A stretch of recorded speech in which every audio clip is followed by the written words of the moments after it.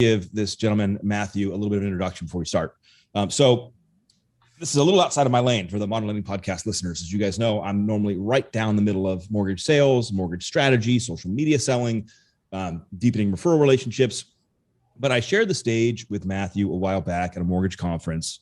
And when you hear his story, you're going to realize why I was terrified to speak after him. Because as you know, in mortgage, life's hard. We deal with hard things. We have pressure. We have closing dates. We have people that we are responsible for. And it can be a lot. And we also know, looking into 2022, that we could be facing a pretty hard market. We could be facing increased competition, margin compression, lack of inventory. It's going to be a hard year. The piper has to be paid, and it's coming, we believe, next year. So I have 2 episodes left of the entire season, and I wanted to bring on Matthew. And so, Mikey, why don't you roll the intro, and we'll bring him on and talk.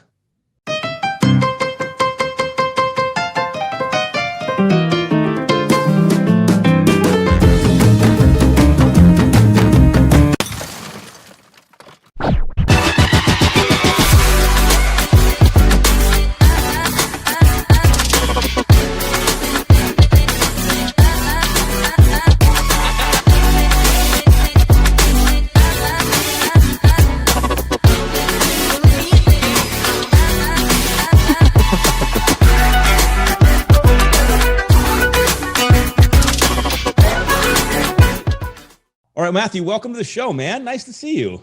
Nice to hear you. Yeah. Happy holidays. Yeah, it is. I hope yours was wonderful. Of course. So Matthew, I've given away nothing of your story so far. So anybody who's listening goes, I don't know who this guy is, what's going on. Although they can see in your background, you have the American flag. We have some stuff going on. Looks like a good bottle of whiskey up there. So give us your story real quick. I know that you're, you grew up in Virginia and Kentucky. What's your story? So I guess, behind me, living in Kentucky now, you got to really rock the bourbon bottle. So that's a lot of my collectibles up there. That's right. That's right. But so I was born in Virginia. My parents divorced when I was very young, and all of my family is actually from Kentucky. So I moved back here and lived here all the way up until my sophomore year in high school. And then I moved back with my dad in Virginia. So I kind of flip-flop back and forth between here and Virginia, but Kentucky's home now. But love it. So I was a 9th grader, a freshman in high school when September 11th happened. And, although I was really young, I couldn't even do anything then. All I could do is just watch the war on the news. But I made it a point that it was my time to serve and give back to this country that, although 15, 16 years old, this country has given me so much. I mean, it's given me the freedom. It's given us all the freedom to go do what we want to do. Yep. And I felt like watching the Twin Towers come down, the Pentagon, and be attacked and all this stuff that okay, this is my time to serve now. And so for the next 3 years, I made that my focus, my priority. And when I turned 18, my senior year in high school, I didn't need parental signatures. I had friends who joined the Marines, who went in, another friend who graduated a year early, joined the Marines. And, they weren't my first choice, or, I didn't really have any choices. I just wanted to serve. I wanted to go fight. And the Marine Corps recruiter sold me. And then, and of course, the 2 friends that I graduated high school with, they ended up going to recruit training that Monday after a Friday. And so I spent a lot of time with them as we went through the late entry program. And as I mentioned, when I turned 18, I raised my right hands at the MEPS station, and I gave my oath. And all I needed to do was just graduate high school. And that was it for me, and I, looking back on that decision, I'm so blessed to make it at such an early age, to join the Marines, and especially knowing what happened to me, and that people always ask me, do you regret, would you go back and change anything? And the answer is no. Well, this is for everybody listening. When Matthew took the stage, he has a hashtag, and I just love it. And because I don't know who this guy is, a Marine, and I look down, and the hashtag under his name says, "No legs, no vision, no problem." So that's a pretty bold statement, my friend. I've learned early on, and I'm sure I'll share a story, but through recovery and all this, it's just like these are the cards that I've been dealt. sometimes you just got to learn to live life through struggles and through discomfort and adversity, because God doesn't give us a perfect path. He tests you, and he pushes you and challenges you, and to see what kind of heart and what kind of fight you have in you. And not only that, being a Marine and learning to never quit and just move forward. It's the best view is always looking forward. It's always putting one foot in front of the next to overcome whatever obstacle. And once that obstacle is behind you, you're just going to move on and see what's next. That's life. And Yeah. I've learned that being comfortable in my own skin, learning to live life with no legs, like my legs aren't going to grow back. Like that's something I have to realize, that what, I've been given the opportunity to live this life, to walk down this detour with prosthetics, and I wear my prosthetics like you wear your shoes. Every morning I put them on, and every night I'll take them off. And I've learned through it all that, like, wearing prosthetics, being visually impaired, being blind 100%, like it hasn't stopped me from living life. And there's still ways that I can get out there and do the things that I do. And from surfing to skydiving to hunting to fishing to Spartan races to marathons, it's like these injuries have never stopped me from just going out and living life. It's all about the mentality and the mindset that you have. So Matthew, what happened in 2007 when you got injured? What happened? So we were deployed to Haditha, Iraq, which was in Al Anbar province in 2006. And during this time, this is when Iraq was hot. Al Anbar province is probably the most dangerous province and area in the world. Yeah. The unit that we relieved told us they felt bad for the situation we're getting involved in. And from the first minute that we stepped onto our FOB, our base in the middle of town, we were constantly getting mortared. We were getting firefights over and over again, to where the first 40 days on average, we had one casualty a day. And honestly, I think that it extended out further than 40 days. But, you learn to understand that war is real, and war is not a video game to where you can pause and restart. Like, we'd go on patrol and you kind of look to your brothers, or, to your left and right, and understand, all right, unfortunately, like, who's not coming back with us, and it was just, our mobile unit got hit so hard that they had to change out platoons, the first 3 months that we were over in Iraq. And it was just tough. We were a company of about 200 Marines. We were the main element out of our battalion. So we were in the hardest hit city in Haditha, and, a little less than 200 Marines, but in a town of maybe 45,000 people.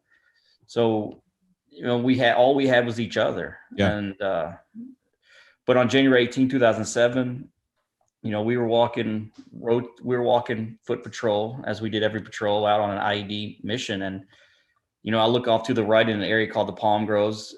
It's kind of like where a lot of the Iraqis in Haditha, they grew their vegetations, and they had their farm life there. And leaned up against this palm tree was a white bag. And, many times when they'd mark IEDs, or they'd mark where their weapon caches are buried, they'd have an indicator or something that would just be very odd. And I saw that white bag leaned up against a palm tree. And as I turned around, I didn't know what it could be, but I knew that it could be something. Yep. And I let every Marine know that was behind me. And I turned back around and I looked down, and in this ditch that lay perpendicular from the road I was on, that kind of traced the compound wall that I was passing, I saw the command wires that went right inside the pipe underneath the road. And by that time I was standing directly over top of it. And in the matter of seconds, it exploded directly underneath me. So it was basically, there was an Iraqi insurgent sitting in one of those homes, looking out the window, just waiting for that to happen, waiting for a Marine to walk close to the IED. And when I did, he pushed a button, and it blew up directly underneath me. It sent shrapnel into both my eyes, losing vision right away. I was still conscious through it all. So, like, I could hear the Marines around me calling in for QRF to get me out of there, to rush, to get up to me. And thankfully, no, the Marine to my left got injured, but no other Marines behind us got injured, because we were dispersed so much. The compound wall took a lot of the shrapnel and the fragments from the IED, and but nobody got killed from it. But yeah, the bomb that exploded underneath me, that was in a pipe underneath the road, removed my left leg, and my right leg was badly damaged. And as I laid there, I heard those Marines just running around. And people always ask me, it's like, what was going through your mind? And everything happened so fast. Like there was not even time to think about it. It was more How like, do you respond? yeah, it's more like falling asleep and like, this is a nightmare that nobody wants to have. And, I remember looking back on that deployment and, I looked to the American flag and I'm sitting there and I'm thinking like, why did I serve? Why did I put myself in this position to go out and get in these firefights, to get in these engagements, to lose friends at such an early age? And you kept having those flashbacks of 9/11 and watching innocent Americans leap from the buildings. And you think about those Marines and the soldiers and sailors and airmen who raised their right hand to go defend freedom, defend, this country that we all love, to where another terrorist attack will never happen. You look to your brother and your left and right, and you understand that you just love them, Yeah. and you'd be willing to lay down your life for them as they would for you. And you understand that every compound that I went into, we always went to the roof, and this is such a dangerous city, a dangerous time where evil was surrounded us. But the one beautiful thing with being in that country is every morning and every evening when I'd look up, I'd always see some of the prettiest sunrises and sunsets. And it gave me the hope and courage to know that no matter whatever happened to me or my brothers, that God always looked out for us. Like God, even in this war-torn city, God always painted that picture to where we looked up so we could look for him for assistance and for help and encouragement. And it gave us the strength to, when we left that compound, that we'd be okay. And, you take these situations, and yeah, I dealt with bad days. I still deal with them. We all do. We all have struggles in our life. But if I wouldn't have looked down at that IED to see the last thing I'd ever see in my life, then the piece of metal and shrapnel would have went through my throat, and I wouldn't be here today. Although it took my legs and my vision, it didn't take my life. Wow.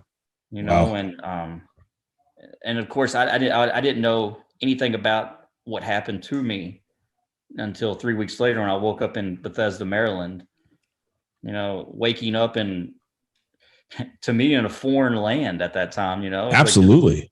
Like, in my mind, 10 minutes ago I was in Iraq. Now here I am. Yeah. I got my dad and my mom to my left and right. And did you understand the extent of your injury when you woke up there? Did you understand the extent when it happened? I didn't, because the first thing that happened, like the phantom pains in my legs were so severe that I felt like I still had my feet. Yeah. And I had to get on to my dad, because he would always whisper to my doctors or whoever would come in my hospital room. And for me, I thought I got kidnapped or captured. Like that was because again, like, 5 minutes ago, I felt like I was still in Iraq. And, and that's how severe those phantom pains were. I thought I was blindfolded on a bed. But when my dad told me I lost both my legs, I lost my vision. The vision I didn't care much for. Like I just wanted my legs to grow back. Really? You see the stuff that happens on the news all the time, but you never expect it to happen to yourself. Of course. And, I was only 20 years old. Like here I am thinking to myself, it's like, how am I going to live life like this? And, the only thing I ever wanted to do was be a Marine for 20 years, deploy over and over again. Like I knew the risk. I knew what could happen to me. And like, I was willing to lay down my life for this country, or come home with my brothers, not be in the middle, be wounded.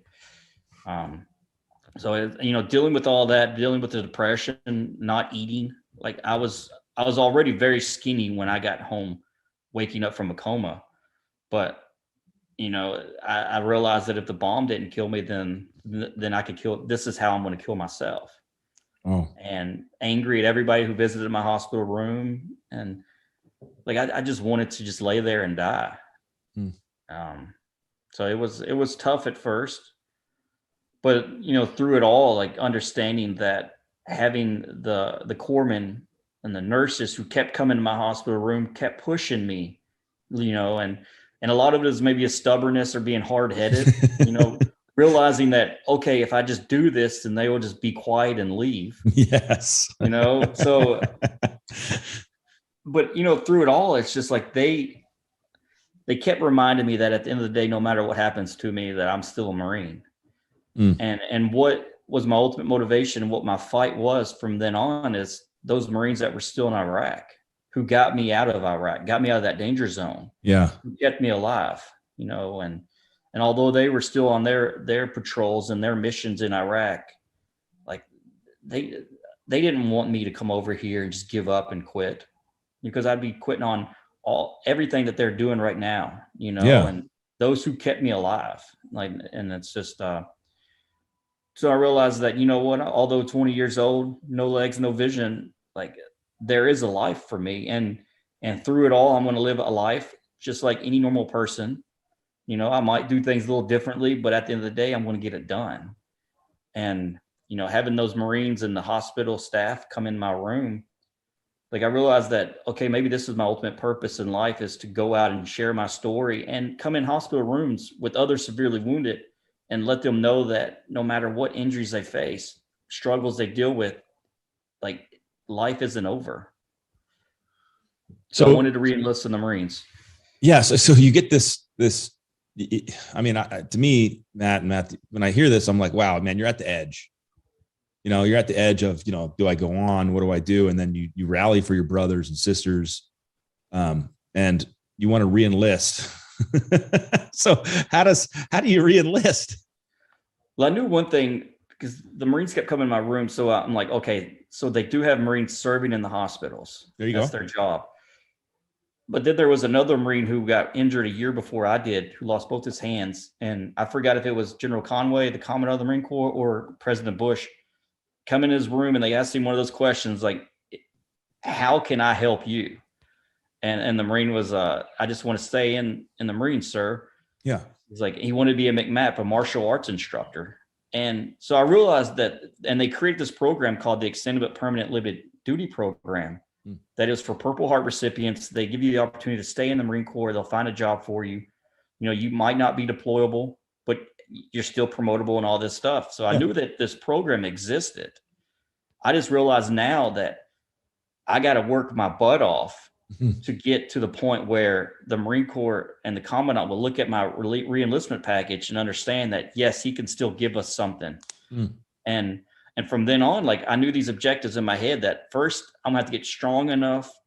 I'm gonna have to learn how to walk on prosthetics. And then once I figure that out, then I'll move on to the vision part, the blind rehab center, and learn what I can, from emails to independent mobility to honestly just living on my own. Yeah. Because at that time I didn't have a wife or kids. I wasn't married. My ultimate focus was to stay in the Marines. And no matter all the people who told me I couldn't do it, or why stay in, why re-enlist and all this, like I just used that as motivation and kept pushing forward. And I knew each day, each step would get me to where I need to be and re-enlist.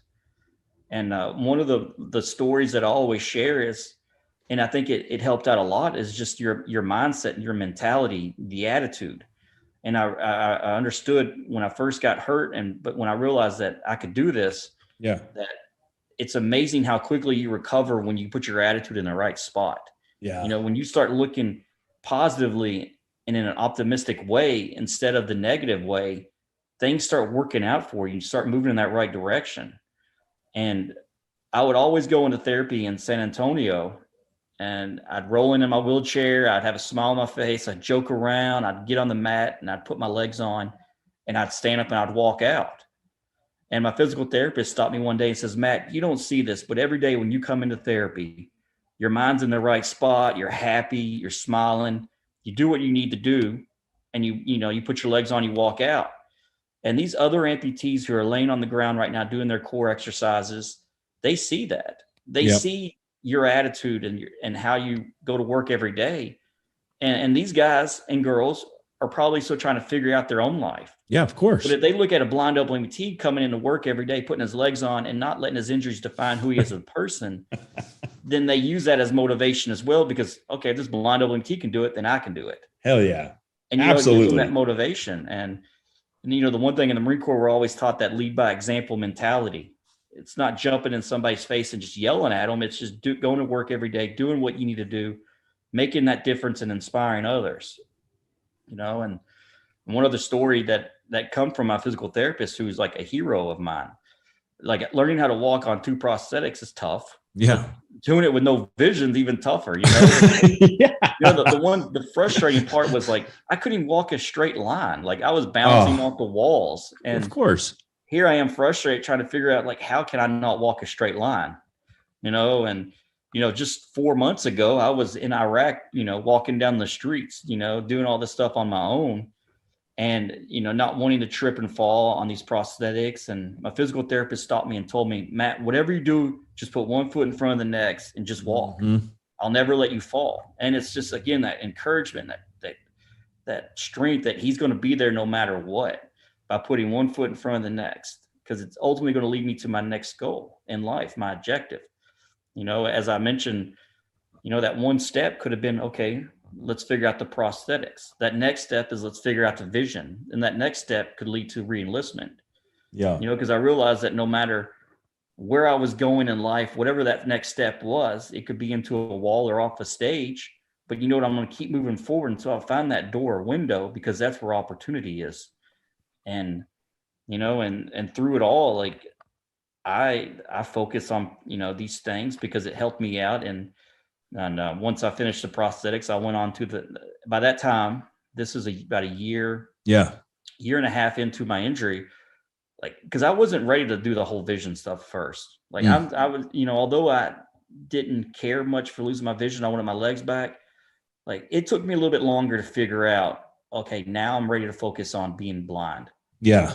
And, so by June of 2008, I went to the Blind Rehab Center in Chicago, and this was, something new. But even before I deployed and before I got injured, like I've always been an independent person. Like I've always just done things on my own. So like even a year and a half after my injuries, I figured out how to like take care of myself. I figured out, like, although I was living with my mom at the time, I figured out how to get dressed on my own, shower, bath, shave, all this stuff. I figured out how to do on my own. So that wasn't so hard, but the independent mobility part of it, getting out, using a white cane. Yeah.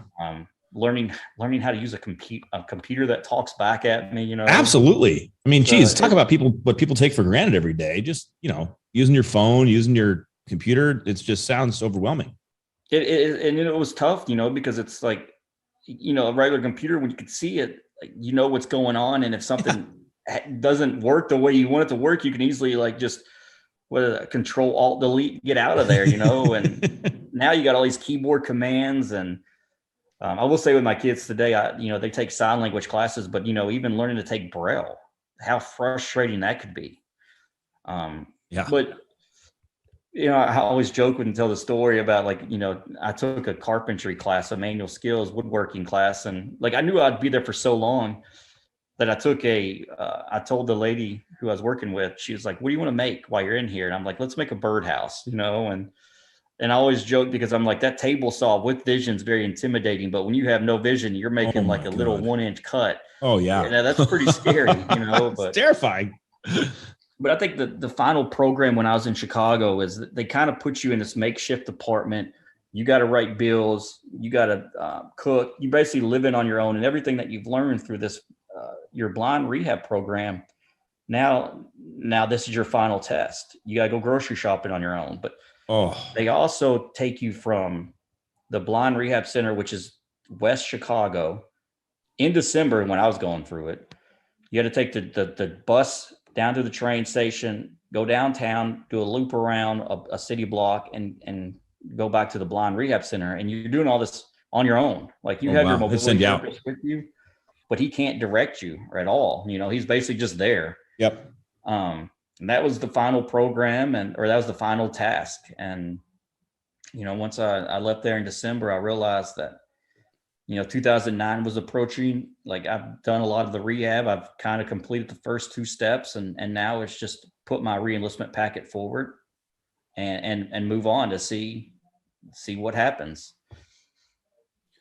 So did you get accepted? And I did. I did the Baton Death March in 2009, and I looked at my physical therapist that walked with me. And really quick, what is the Death March? Because that's a very intimidating name. But what is it?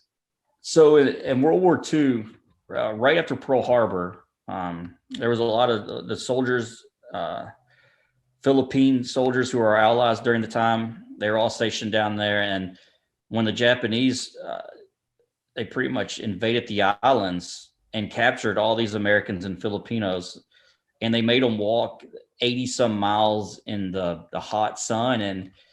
And if anybody would stop, anybody would even try to get water, then they would basically execute them or kill them right then and there. And so in this Baton Death March takes place in White Sands, New Mexico, and a lot of the soldiers were New Mexico National Guardsmen that were stationed in the Philippines during this time. And they honor them every year. And in 2009, I forgot how many there were, but 10 to 15. But when I did in 2019, there were only 3 survivors left. Wow. So, and actually, when I did it in 2009, going back to 2008, the Center for the Intrepid in San Antonio would always do this march. And I put my foot in my mouth because I told my physical therapist that I would do it the next year. Now and you're committed. He signed me up for it. So getting back from the Blind Rehab Center in December, going home for the Christmas break. So I didn't really get back to San Antonio until January. And to be truthfully honest, like I didn't really walk on my legs all day until I got to the Blind Rehab Center. So, brand new at just keeping my legs on all day. Yeah. And so he tells me about it. So we start walking and training up for it. But I looked at my physical therapist right when I started, and I told her that when I'm done with this, I'm putting my medical board in, and because I had to do my medical board first. Yep. And once you get that back, you get three choices. You could either accept your ratings, or you could do a reboard to where they re-rate you because you don't think you were high enough, or you could re-enlist. And, of course, mine was 100%, but I re-enlisted. I chose choice 3. And that was in August of 2009. And by March 26th of 2010, I got the call saying that my re-enlistment package got approved. So cool.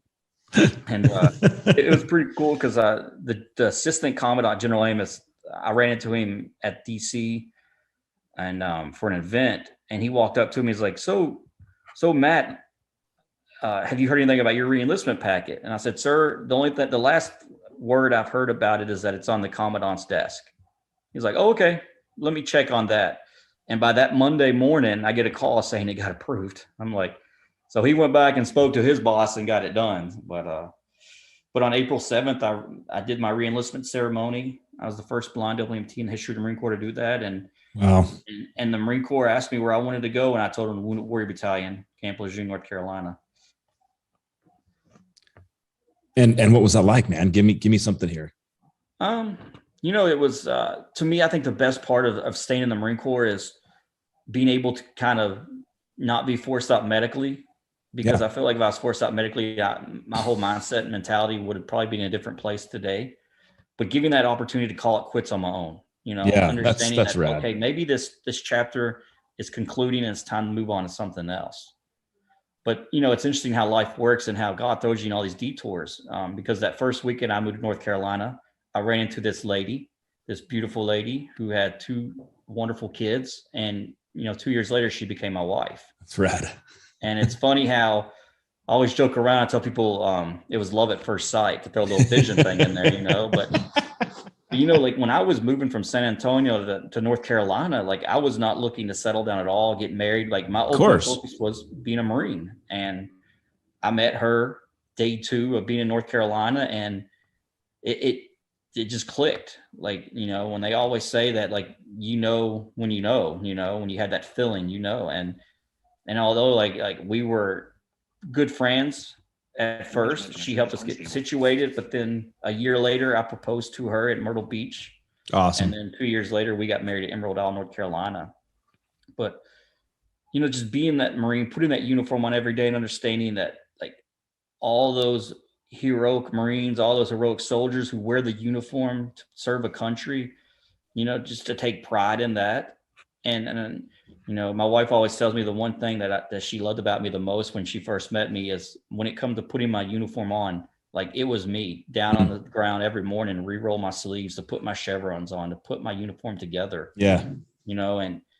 And I think I understood it more after my injuries, but just to take pride in serving as a United States Marine, and not only deploying, but, early on in my recovery, it's what helped save my life, is just being a Marine. And, in 2011, I had a chance to go back to Iraq on a closure trip.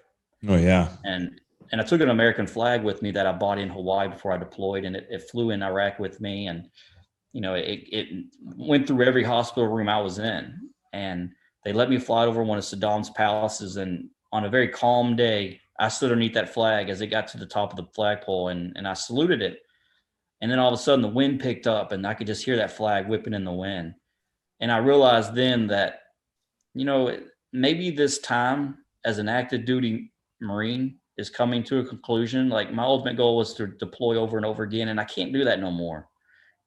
But the one thing I can do, and I think my ultimate purpose, and that's why God kept me alive, is to go out and share my story, to live life to the fullest, to teach others to go beyond the bare minimum, and life is, you only live once. And I almost lost my life on one wrong step, but you know what? You got to take advantage of all the opportunities that we have, on this great earth, this country that we live in. And the one thing with being a Marine is you're always a Marine, and that title will go with me for the rest of my life. And back home, like, I was starting school, we were starting a family, and I just realized then that maybe it's my time now to call it quits. Yeah. I served for 2 more years, but what that 2 more years gave me, that it helped me realize that, okay, like, a career Marine is not going to happen. But you know what?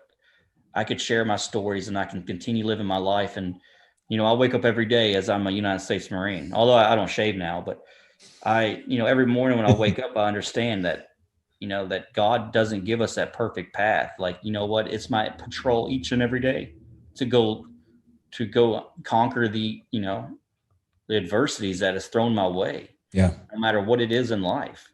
And it's having that Marine Corps mentality, that mindset, just always keep pushing forward, never quitting. And, the lead by example mentality, going out inspiring and motivating others who are struggling, who are having bad days. And it doesn't matter if you're in the military or if you're a civilian, whoever you are, like, we all have bad days and we all have struggles. Yeah. Like, the no legs, no vision, that's what's helped get me through. Yeah. It could be anything in life, but the most important part is that no problem. And it's just understanding and accepting that adversity makes us stronger. Well, let me ask you this here as kind of a wind down, final question, Matt, and thanks for obviously carving time. I love just hearing your story again and hanging out. And thank you for everything that you do for the country and for us. So what's your best tip on handling adversity? Obviously you've had a scale of magnitude greater than most people have in their life. But what is your, what do you fall back on? How do you manage it when it comes up again, or when you do have those bad days? What tips do you have for people? I think for me personally, the first and foremost is, like, the Marine Corps mentality, and the Marine Corps motto says it the best: Semper Fidelis, always faithful to your God, to your family, to your country. And, having that support system and having those in your life, that when you have those bad days and you struggle and not wanting to get up in the morning, but I look at my wife and I look at our kids and I'm like, you know what? I'm fighting for them now. Mm-hmm. And I always tell people that January 18, 2007 is always in my mind. Like, Yeah. I'm never going to forget that. I go to bed every night and I pray thinking that, man, maybe if I can wake up and see my wife and kids for the first time. Yeah. Like that, I just want to see them. But you know what? I wake up and I still see darkness, and I go through my routines and I still put my prosthetic legs on. But in those moments when I start questioning what's my purpose in life and why did God put me down this detour, it's always my 9-year-old daughter and, one of our kids that walks in the room, and says, "I love you, Daddy," or "Come play with me." Somebody asked me once, they says, when you're in those dark places, what do you do? And I told them I get in my wheelchair, I stand up and I walk in my daughter's room and I get in the floor and I'll play Barbies with her, because that gets my mind in the right spot, and my daughter asked me one day when I was giving her a bath, she says, "Daddy, what happened to your eyes?" Yeah. And I told her that, you know what, you're my vision now. I see my life through you. And that's my ultimate focus, my family. And, understanding that, life is not perfect.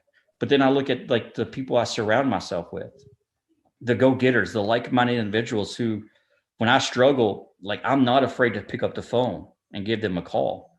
And, I might not tell them that I'm struggling or having a bad day, but just hearing their voice, Yeah, puts me in a better spot.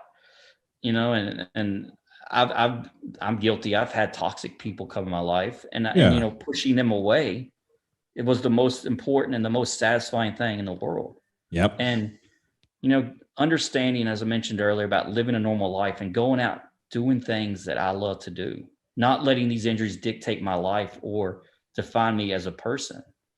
Like, I was hunting last week. I'm going to go work out in the gym, going to go push the sled, do pull-ups, whatever, Yeah. but it's just living that normal life. And, unfortunately, like, my injuries are here, but you know what? They don't slow me down or stop me. Brother, thank you for spending the time with us today, with me and the audience today, man. I am so thankful for getting to know you over the time now, and I can't wait to have more interaction and more engagement as things continue on. But man, I just want to thank you again for just spending some time with us today, man. After Thanksgiving too. What a great session, man. Thank you. Thank you so much for having me on your podcast. And, anytime. I look forward to staying in touch with you, not only on the podcast, but as a friend. And hopefully we can get to more events together. I love it. If you guys are looking for ways to connect up with Matthew, obviously use the Google, no legs, no vision, no problem. And you'll find Matthew Bradford running around, pushing sleds, being a stud. So Matthew, thank you. For everyone else, we'll see you on the next episode of the Modeling Podcast. Mikey, play us out.